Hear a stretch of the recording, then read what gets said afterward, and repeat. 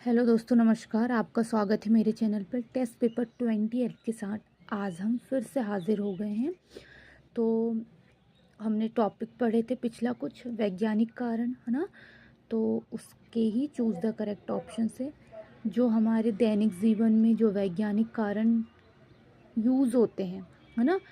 हम जैसे यूज़ करते हैं कि ये किस बेस पे हो रहा है, ये चीज़ें वो सब उसी के बेस पे क्वेश्चन है। तो आइए स्टार्ट करते हैं। 17 नंबर से स्टार्ट करेंगे। अस्त होते समय सूर्य लाल दिखाई देता है ना। ये भी हमारा दैनिक जीवन का ही है कि अस्त होते समय जो है वो सूर्य हमको क्या दिखाई देता है, लाल। ठीक है, क्यों दिखाई देता है? परावर्तन के कारण, प्रकीर्णन के कारण, अपवर्तन के कारण, विवर्तन के कारण। तो अस्त होते समय जो है वो सूर्य लाल दिखाई देता है, तो वो है प्रकीर्णन के कारण।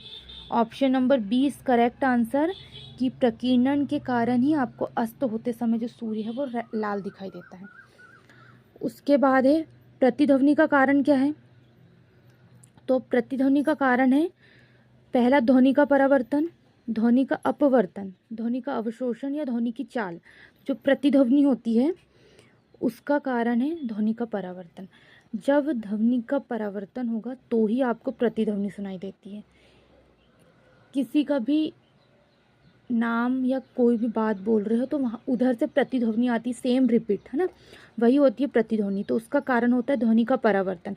ध्वनि का परावर्तन होता है तभी हमें प्रतिध्वनि का कारण बनता है। तो ऑप्शन नंबर ए जो है वो करेक्ट आंसर है।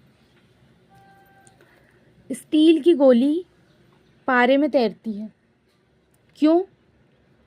क्योंकि जो पारे का घनत्व होता है वो स्टील की अपेक्षा क्या होता है, अधिक। स्टील की जो गोली है वो पारे में तैरेगी, है ना। क्यों?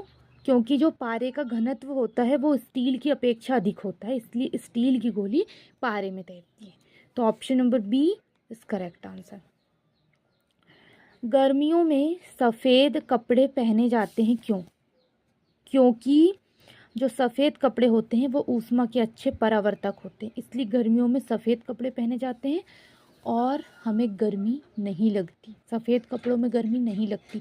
और काले कपड़े ऊष्मा के अवशोषक होते हैं, इसीलिए काले कपड़ों में ज़्यादा गर्मी लगती है।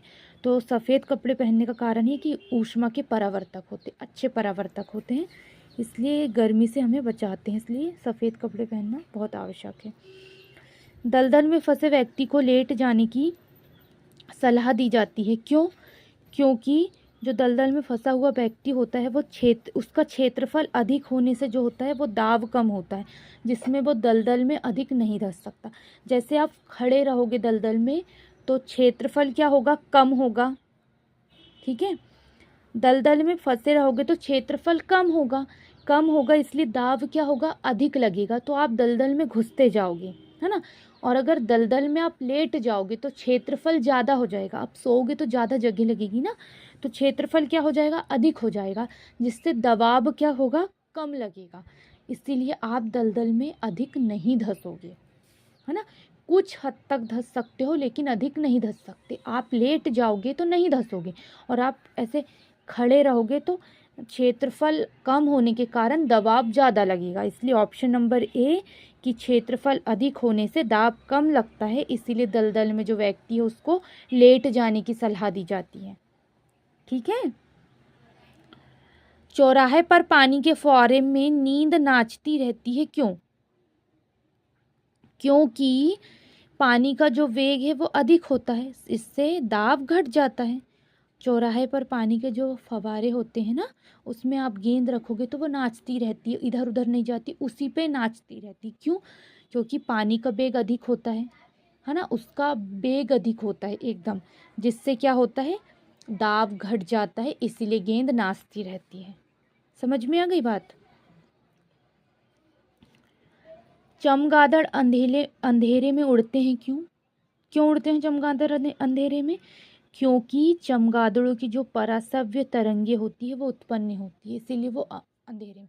और हम अंधेरे में कोई भी काम कंटिन्यू कार्य नहीं कर सकते। क्यों नहीं कर सकते? क्योंकि जो हम परासभ्य तरंगे नहीं सुन सकते ना, हम श्रव्य तरंगे सुन सकते हैं 20 हर्ट्ज से 20,000 हर्ट्ज के बीच की, है ना। उससे कम की भी नहीं सुन सकते और उससे अधिक की भी नहीं सुन सकते। अगर उससे अधिक की सुनेंगे तो हमारे कान शून्य पड़ जाएंगे और हमारे कान के पर्दे फट जाएंगे, है ना। लेकिन जो चमगादड़ें होती हैं वो पराश्रव्य तरंगे उत्पन्न करती हैं और उसको सुन भी सकती हैं। इसीलिए चमगादड़ों की पराश्रव्य तरंगे उत्पन्न होती हैं, इसीलिए वो अंधेरे में उड़ पाते हैं। Option number A is correct answer. बांध के नीचे की दीवारें मोटी बनाई जाती है क्यों? क्योंकि देखो गहराई होती है तो गहराई बढ़ने के साथ द्रव का दाब भी बढ़ता है।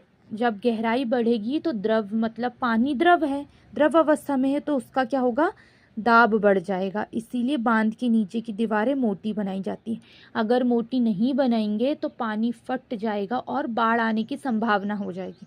पानी एकदम से टूट जाएगा बांध से और क्या होगा, बाढ़ आने की संभावना होगी। इसीलिए बांध के नीचे की जो दीवारें हैं वो मोटी बनाई जाती है, जिससे गहराई बढ़ने के साथ द्रव का दाब भी बढ़ता जाता है। तो option number A is correct answer. ठीक है, ऐसे ही कंटिन्यू होके हमारा टेस्ट पेपर 28 कंप्लीट हो चुका है। फर्स्ट नंबर से मैं आपको पूरे क्वेश्चंस दिखा देती हूँ रिवीजन के लिए, कि एक ही वीडियो में आपका पूरा रिवीजन कंप्लीट हो जाए। ठीक है, वैज्ञानिक कारणों का पूरा पूरा की पूरा आपका कंप्लीट हो जाए, ऐसे कोई प्रॉब्लम नहीं जाए, एक ही में आप पूरा कंप्लीट कर लें। ठीक है, 24 नंबर के क्वेश्चंस तक हमारा कंप्लीट हो गया।